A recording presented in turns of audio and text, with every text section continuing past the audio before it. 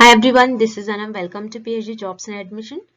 आज के इस वीडियो में हम central university of Himachal Pradesh जो है, इस यूनिवर्सिटी के पीएचडी एंट्रेंस एग्जामिनेशन के लिए हम रिसर्च मेथोडोलॉजी पर इंपॉर्टेंट एमसीक्यूज डिस्कस करने जा रहे हैं। काफी सिंपलेस्ट लैंग्वेज में मैंने आपको ये जो सेशन है, सारे जो एमसीक्यूज है रिसर्च मेथोडोलॉजी के, उसको डिटेल में एक्सप्लेन करा है। तो आपको अच्छी तरीके से एक बार सारे एमसीक्यूज देख लेना है।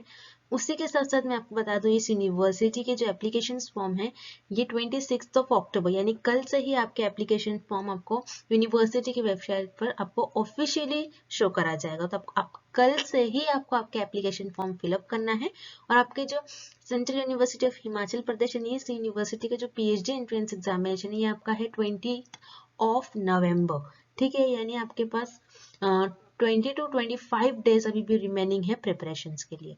तो आपको जल्द से जल्द हमारा जो कोर्स है उसको परचेज करके आपकी स्टडी को आपको स्टार्ट करना है। तो देखते हैं हमारा जो कोर्स है उसके बारे में। तो जैसे कि आपको पता है, इस यूनिवर्सिटी में पीएचडी एंट्रेंस एग्जामिनेशन जो होता है आपका, ये रिसर्च मेथोडोलॉजी पर बेस्ड होता है।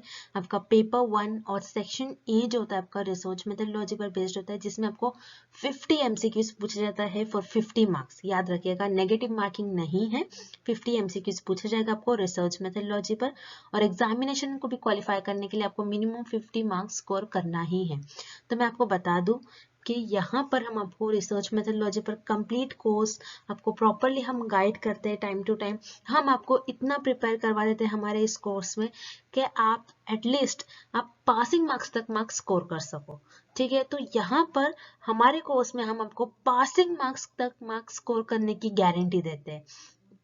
तो आपको याद रखना है, हमारे कोर्स में हम आपको सारी चीजें प्रोवाइड करते हैं। वीडियो लेक्चर्स जो कि थ्योरी और एमसीक्यूज दोनों वीडियो लेक्चर्स होते हैं। देन मॉक टेस्ट हम आपको प्रोवाइड कर रहे हैं, नोट्स और रिवीजन पीडीएफ, और ये सारा जो कंटेंट है आपको बायलिंगुअल लैंग्वेज, हिंदी इंग्लिश दोनों लैंग्वेज में देखने मिलता है। तो जैसे कि मैंने आपको कहा, पासिंग की गारंटी यानी आपको एग्जामिनेशन में पास करने की गारंटी हमारी होती है। हमारी टीम जो होती है, एक जो एक्सपर्ट्स होते हैं, पीएचडी स्कॉलर्स है, वो आपको हमारे कोर्स को और जो कोर्स के थ्रू है आपकी प्रिपरेशंस करने में काफी मदद करेंगे, और आपको पासिंग मार्क्स तक आप पास हो जाओ, इतना आपको गारंटी यहाँ पर हम प्रोवाइड करते हैं। तो काफी कम फी है। कोर्स को परचेस करने के लिए स्क्रीन पर जो आपको नंबर नजर आ रहा है, उस पर व्हाट्सएप के थ्रू आपको कांटेक्ट करना है, या फिर आप हमारे ऐप के थ्रू भी स्टडी मटेरियल को एक्सेस कर सकते हो। ऐप का लोगो हमारा कुछ इस तरीके से दिखता है। इस ऐप के थ्रू ही आपको स्टडी मटेरियल को एक्सेस करना है। तो चलिए, आई होप कि आपको हमारा जो कोर्स है उसके बारे में आपको अच्छी तरीके से समझ में आ गया हो। तब भी आपको कोर्स से रिलेटेड जो भी डाउट्स है, आप हमें इस नंबर पर कांटेक्ट कर व्हाट्सएप पे आप हमें पूछ सकते हो। तो ज्यादा टाइम वेस्ट नहीं करते हुए आज के इस सेशन को हम स्टार्ट करते हैं। So let's begin with the MCQs. First question, the data taken from the publication Agricultural Situation in India will be considered as। इस क्वेश्चन में हमें फाइंड आउट करना है, एक डेटा लिया गया एक पब्लिकेशन से जो क्या था, agricultural situation in India, then उस डेटा को आप कौन सा डेटा कहोगे। तो इस क्वेश्चन में जो डेटा लिया गया है वो ऑलरेडी पब्लिश्ड है डेटा। ऐसा डेटा जो ऑलरेडी पब्लिश्ड है और आप उसको यूज कर रहे हो, सो वो आपका सेकेंडरी डेटा के अंदर आएगा। सो रिमेम्बर, रिसोर्स में जो डेटा होता है, डेटा दो पार्ट्स में डिवाइडेड होता है। एक होता है प्राइमरी डेटा एंड नेक्स्ट होता है सेकेंडरी डेटा। अब प्राइमरी डेटा क्या होता है? प्राइमरी डेटा वो डेटा होता है जो रिसर्चर खुद जनरेट करते हैं, उसको हम कहेंगे प्राइमरी डेटा। अब रिसर्चर खुद कैसे डेटा जनरेट करेंगे? Through observations, through interviews, through questioners, ये सारे मेथड्स यूज कर खुद डेटा को जनरेट करेंगे। सो वो आपका प्राइमरी डेटा में आएगा। और सेकेंडरी डेटा क्या होता है? जो रिसर्चर खुद जनरेट नहीं करते हैं, बल्कि ऐसा डेटा जो किसी पब्लिकेशन से, किसी आर्टिकल से, किसी जर्नल से लिया गया हो, उसे हम कहते हैं सेकेंडरी डेटा। सो यहाँ पर एक डेटा लिया गया एक पब्लिकेशन से जो क्या था, एग्रीकल्चर सिचुएशन इन इंडिया। सो ये डेटा ऑलरेडी पब्लिश्ड है और पब्लिकेशन से लिया गया है। सो ये आपका आएगा सेकेंडरी डेटा के अंदर। सो रिमेंबर, हम एक बार फिर से देख लेते हैं, प्राइमरी डेटा और सेकेंडरी डेटा क्या होता है। प्राइमरी डेटा वो डेटा होता है जो रिसर्चर खुद जनरेट करते हैं थ्रू ऑब्जर्वेशंस, इंटरव्यू, क्वेश्चनर के थ्रू खुद डेटा को जनरेट करते हैं। और सेकेंडरी डेटा क्या होता है? जो ऑलरेडी पब्लिश डेटा होता है, वो आपका सेकेंडरी डेटा होता है। जैसे आपने किसी डेटा को किसी पब्लिकेशन से लिया है, किसी आर्टिकल से, जर्नल से, इंटरनेट के थ्रू जो डेटा लिया है, वो आपका सेकेंडरी डेटा के अंदर आएगा। For this question, option B here is the right answer, secondary data. Next question. Sampling frame is a term used for. इस क्वेश्चन में हमें फाइंड आउट करना है सैम्पलिंग फ्रेम, ये टर्म हम किस लिए यूज करते हैं. सो आपको पहले पता होना चाहिए कि सैम्पलिंग फ्रेम होता क्या है. तो सैम्पलिंग फ्रेम मतलब एक लिस्ट होती है, उस लिस्ट में आपके जो पॉपुलेशन होती है, पॉपुलेशन में जो भी मेंबर्स होते हैं उनकी सारी इंफॉर्मेशन इस लिस्ट में प्रेजेंट होती है और विथ नेम. ओके और इस लिस्ट में से आप क्या करते हो, रैंडमली कोई भी पर्सन को आप सिलेक्ट कर लेते हो और ये आपके सैम्पलिंग यूनिट्स बन जाते हैं और रिसर्चर इन पर रिसर्च परफॉर्म करते हैं, अपनी स्टडी परफॉर्म करते हैं.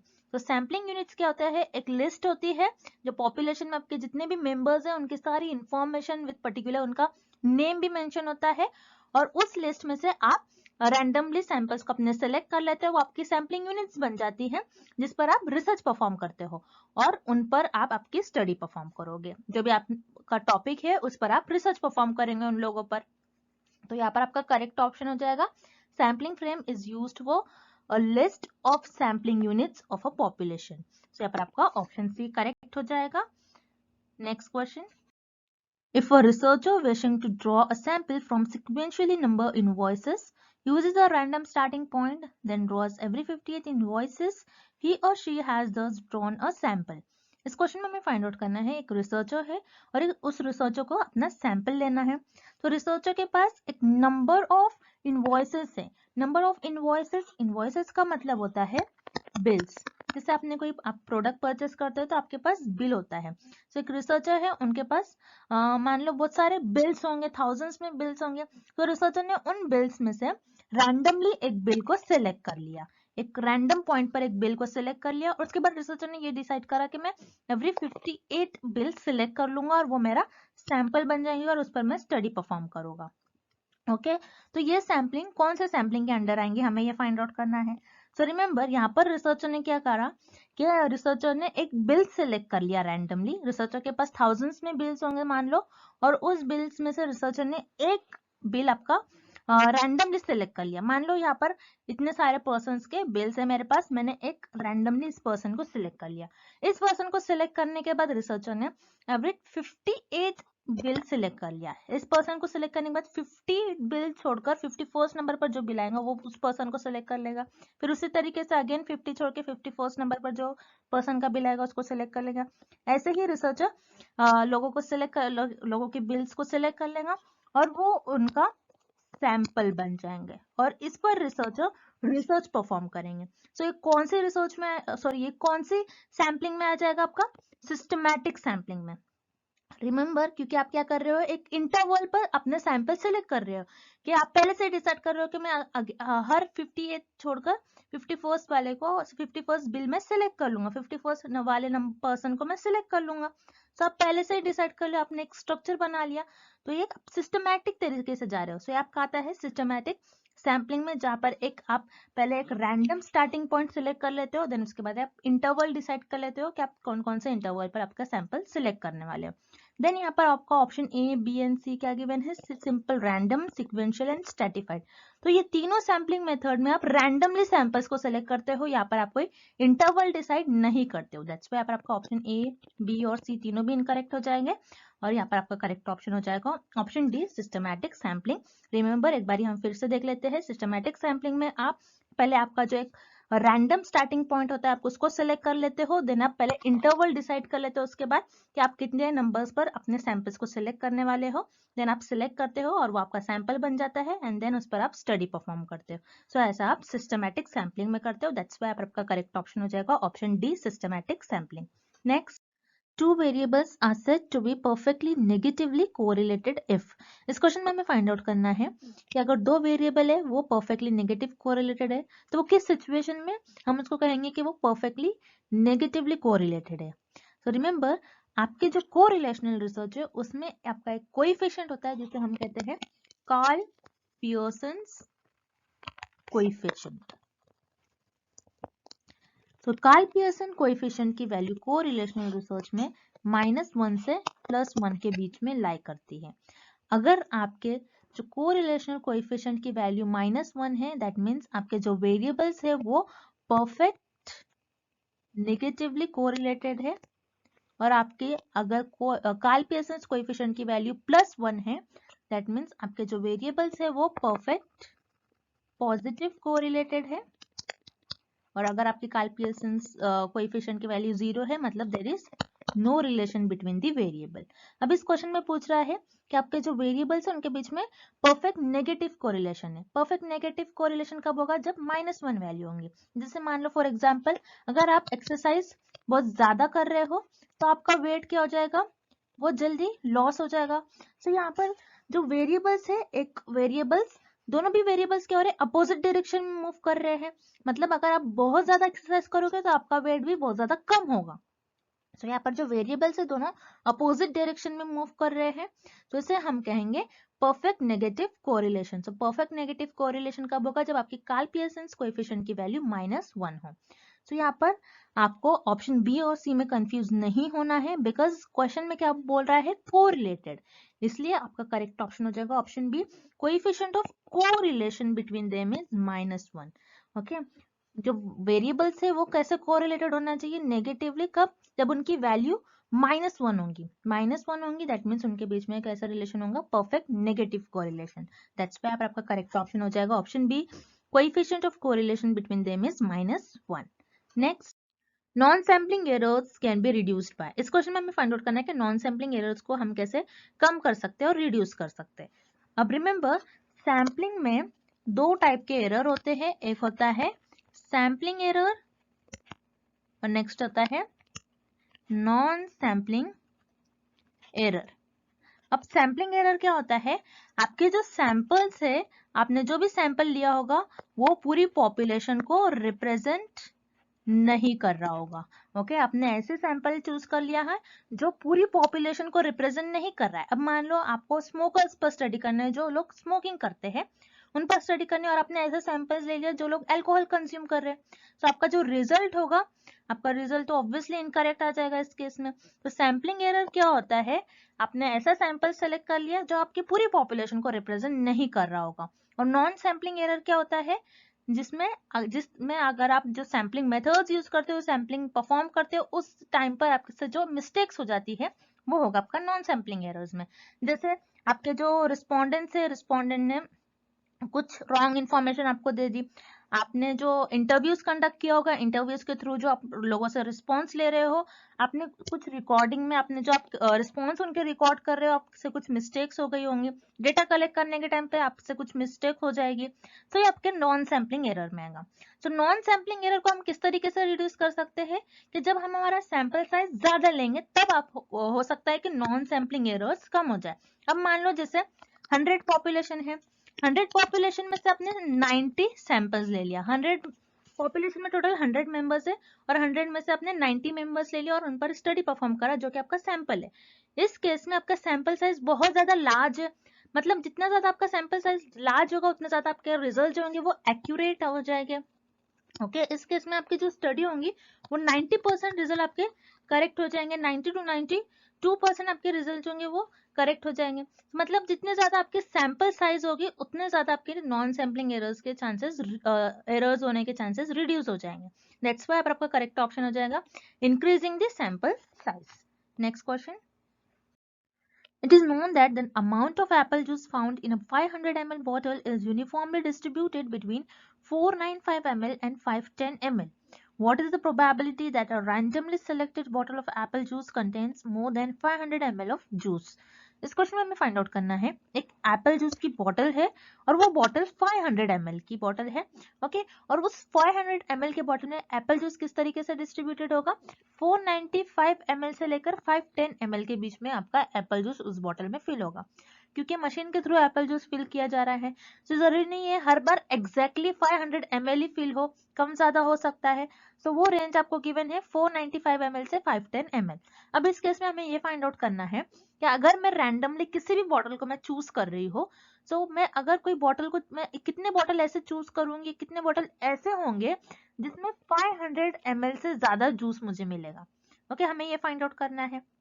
सो रिमेंबर, इस केस में हम क्या करेंगे, पहले रेंज लिखेंगे कितने के कितने बीच में आपका एप्पल जूस डिस्ट्रीब्यूटेड है। तो यहाँ पर आपको रेंज गिवन है 495 से आपका रेंज 510 510 ml तक है।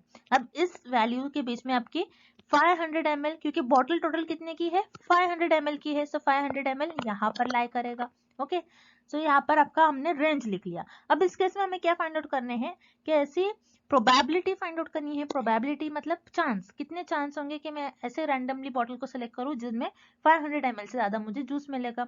सो probability of juice greater than 500 से ज्यादा जूस कितनी बॉटल में होगा, मुझे ये फाइंड आउट करना है। तो यहाँ पर आपके जो मतलब 500 से ज्यादा लेना है मुझे। ओके, सो 500 से ज्यादा कौन से रेंज में आएगा, ये वाला रेंज फॉलो करेगा। सो 510 माइनस 500, क्योंकि मुझे 500 से ज्यादा जूस चाहिए बॉटल में, तो ये आ जाएगा आपका। देन आपको टोटल रेंज आपको लिखना है। टोटल रेंज क्या है 510 माइनस लोएस्ट वैल्यू 495। देन आपको इसको सब्स्टिट्यूट करना है, ये हो जाएगा 10/15। 10/15 करने पर 5 2 10 एंड 5 3 15। इसको आप सिंप्लीफाई करिए, आंसर हो जाएगा आपका 0.667। ओके, सो यहाँ पर आप देख रहे हो 66% प्रोबेबिलिटी और 66% चांसेस ये है कि अगर मैं कोई भी रैंडम बॉटल को सिलेक्ट करूंगी उसमें मुझे 500 ml से ज्यादा जूस मिलेगा। सो यहाँ पर आपका करेक्ट ऑप्शन हो जाएगा ऑप्शन बी 0.667।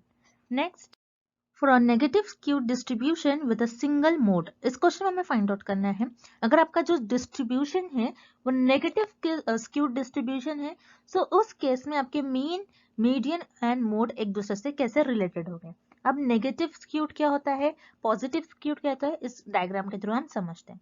सबके जो डिस्ट्रीब्यूशन है वो 3 तरीके से डिस्ट्रीब्यूट होता है आपका data. Okay, symmetrical distribution, symmetrical distribution क्या होता है, जिसमें अगर आप कोई डिस्ट्रीब्यूशन है अगर आप इसको बीच से कट कर दोगे तो लेफ्ट साइड की जो इमेज है और राइट साइड की जो इमेज है एक दूसरे की ये मिरर इमेज हो जाएंगी, जिसमें आपके जो मीन, मीडियन एंड मोड तीनों भी एक दूसरे से इक्वल होते हैं, तीनों भी सेम ही पॉइंट पे लाई करते हैं। सो ये आपका सिमेट्रिकल डिस्ट्रीब्यूशन में आपका ये केस होता है कि तीनों एक दूसरे से इक्वल होंगे। ओके, देन पॉजिटिव स्क्यूड क्या होता है, पॉजिटिव स्क्यू में आपका जो डिस्ट्रीब्यूशन है वो लेफ्ट साइड में टिल्टेड होगा। कुछ इस तरीके से आपका पॉजिटिव स्क्यूड डिस्ट्रीब्यूशन दिखेगा, जिसमें सबसे छोटा मीन मोड होता है, फिर उसके बाद मीडियन एंड लास्ट सबसे लार्ज वैल्यू आपकी मीन की होती है। तो ये आपका पॉजिटिव स्क्यूड में होता है। और नेगेटिव स्क्यूड में क्या होता है, नेगेटिव स्क्यूड में आपका जो डिस्ट्रीब्यूशन है वो राइट साइड पर टिल्टेड होगा, जिसमें आपके सबसे छोटी मीन होता है, देन उससे बड़ा आपका मीडियन होता है एंड सबसे ज्यादा हाईएस्ट वैल्यू आपके मोड की होती है। सो ये केस हमें ऑप्शन बी में गिवन है, mean is less than equal to median and median is less than equal to mode. तो नेगेटिव स्क्यू डिस्ट्रीब्यूशन में मीन, मीडियन एंड मोड कुछ इस तरीके से एक दूसरे से रिलेटेड हो गए, दैट्स व्हाई आपका करेक्ट ऑप्शन हो जाएगा option B. Next, suppose a finite population contains 7 items and 3 are selected at random without replacement, then all possible samples will be। इस क्वेश्चन में हमें फाइंड आउट करना है, आपके पास एक पॉपुलेशन है उसमें टोटल 7 आइटम्स है, मतलब 7 आप मान लो कि 7 मेंबर्स है, 7 में से आपने 3 मेंबर्स को सिलेक्ट कर लिया जो कि आपका सैंपल बन गया। और आपने यहाँ पर कौन सा मेथड यूज करा, simple random sampling without replacement, मतलब आपने एक बार सैंपल सिलेक्ट कर लिया तो उनको पॉपुलेशन में नहीं भेजा है, उस तरीके से आपने सैंपल सिलेक्ट कर लिया। तो इस केस में कितने पॉसिबल चांसेस होंगे आपके सैंपल सिलेक्ट होने के, कितने आपके टोटल सैंपल सिलेक्ट होंगे, हमें ये फाइंड आउट करना है। सो रिमेंबर, जब भी आप न्यूमेरिकल सॉल्व करते हो तो आपको याद रखना है कैपिटल एन आपकी पॉपुलेशन को रिप्रेजेंट करेगा, स्मॉल एन हम सैंपल के लिए यूज करेंगे। ओके, और जब प्रोबेबिलिटी का कुछ क्वेश्चन आता है तो उस केस में आपको फॉर्मूला याद रखना है, कैपिटल एन मतलब पॉपुलेशन, सी मतलब चूज, आप पॉपुलेशन में से कितने सैंपल को चूज करोगे, और ये स्मॉल एन, कुछ इस तरीके से आपका ये फॉर्मूला हो जाएगा। अब यहाँ पर आपकी पॉपुलेशन कितनी है, टोटल 7 है आपकी पॉपुलेशन में मेंबर्स, और आपने चूज 3 को चूज कर लिया, 3 लोगों को, 3 मेंबर्स को चूज कर लिया, 3 आइटम्स को चूज कर लिया आपने, तो ये हो गया आपका ये फॉर्मूला। देन फॉर्मूला होता है 7 factorial divided by 3 factorial 7 minus 3 factorial. अब 7 फैक्टोरियल को आप किस तरीके से लिख सकते हो, 7 into 6 into 5 into 4 into 3 factorial divided by 3 factorial into 7 minus 3 हो जाएगा आपका 4 फैक्टोरियल। ओके, सो यहाँ पर आपका 3 एंड 3 फैक्टोरियल कैंसिल हो जाएगा। Then 7 into 6 into 5 into 4 divided by 4 factorial का हम किस तरीके से लिख सकते हैं 4 into 3 into 2 into 1. सो यहाँ पर 4 and 4 आपका कैंसिल हो जाएगा. देन 3 1s 3 2s 2 और 2 कैंसिल हो जाएगा. अब क्या रह गया 7 into 5. 7 into 5 हो जाता है आपका 35. देन यहाँ पर आपका कितने सैंपल सिलेक्ट होने के पॉसिबल चांसेस हो गए 35. आप सैंपल सिलेक्ट कर सकते हो. दैट्स व्हाई यहाँ पर आपका करेक्ट ऑप्शन हो जाएगा ऑप्शन बी 35.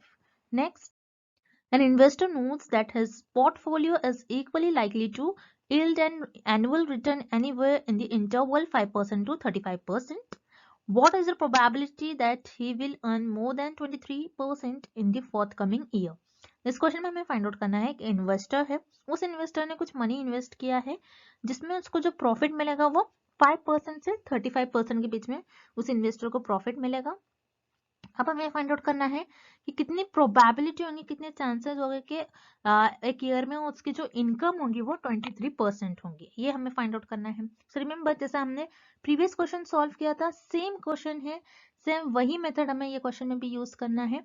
अब यहाँ पर आप देख रहे हो रेंज हमें गिवन है, जैसे हमने उस क्वेश्चन में भी रेंज लिया था. तो यहाँ पर 5% एंड 35% आपको गिवन है, मतलब आपका जो रेंज है वो 5 से 35% के बीच में लाई करेगा. ओके, अब इस केस में हमें फाइंड आउट करना है कितने परसेंट प्रोबेबिलिटी होंगी कि वो जो पर्सन है उनकी इनकम 23% से ज्यादा होंगी. तो इस केस में 23 यहाँ पर लाई करेगा. ओके, सो हमें फाइंड आउट करना है कि 23 से ज्यादा इनकम उनकी, मोर देन 23. ओके, यहाँ पर मोर देन 23 पूछा है probability.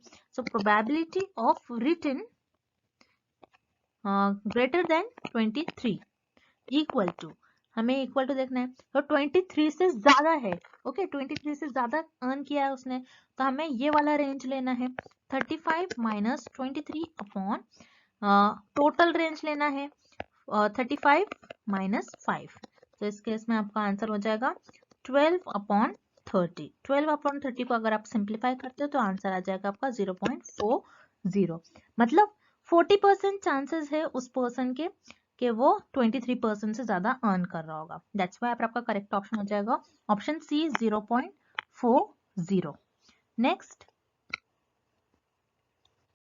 Distribution form by all possible values of a statistic is called. इस क्वेश्चन में हमें फाइंड आउट करना है स्टैटिस्टिक से मिलने वाले डिस्ट्रीब्यूशन को हम क्या कहते हैं. सो हमें पहले पता होना चाहिए स्टैटिस्टिक क्या होता है. स्टैटिस्टिक मतलब आपके जो सैंपल्स है, सैंपल से आपको जो भी डेटा मिल रहा है उसको हम कहते हैं स्टैटिस्टिक. ओके, जैसे फॉर एग्जांपल आपका सैंपल का मीन. ओके, अब जैसे मान लो मेरे पास एक पॉपुलेशन है, उसमें से जो रेड है ये मेरे सैंपल्स है. ओके, अब मुझे ये जो सैंपल्स है इनसे मुझे मीन मिल रहा है, तो ये मेरे सैंपल 1 है, सो मैं ये लिखूंगी μ1. ये सैंपल 2 है, सो ये हो जाएगा μ2. ये सैंपल 3 है μ3. सैंपल 4 है μ4. ओके, ये मेरे सैंपल का मीन मिल गया मुझे. अब सैंपल का जो मीन है, जो इंफॉर्मेशन मिल रही है मुझे सैंपल से, मैं उसको कुछ इस तरीके से डिस्ट्रीब्यूट कर दूंगी. ये मेरा μ1 है, ये आपका सैंपल है एक्स एक्सिस पर. ये μ2 है, ये μ3 है, ये μ4 है. सो ये कुछ सैंपल इस तरीके से डिस्ट्रीब्यूटेड होगा, मेरा डेटा कुछ इस तरीके से डिस्ट्रीब्यूटेड होगा. ओके, सो मतलब स्टैटिस्टिक से मिलने वाले डिस्ट्रीब्यूशन को हम कहते हैं सैम्पलिंग डिस्ट्रीब्यूशन. ओके, स्टैटिस्टिक का मतलब ही होता है कि सैंपल से जो मिल रहा है हमको डेटा, उसे हम कहते हैं स्टैटिस्टिक. और स्टैटिस्टिक से मिलने वाले डिस्ट्रीब्यूशन को हम कहते हैं सैम्पलिंग डिस्ट्रीब्यूशन. दैट्स व्हाई आपका करेक्ट ऑप्शन हो जाएगा option D sampling distribution. And thank you for watching this video. See you tomorrow.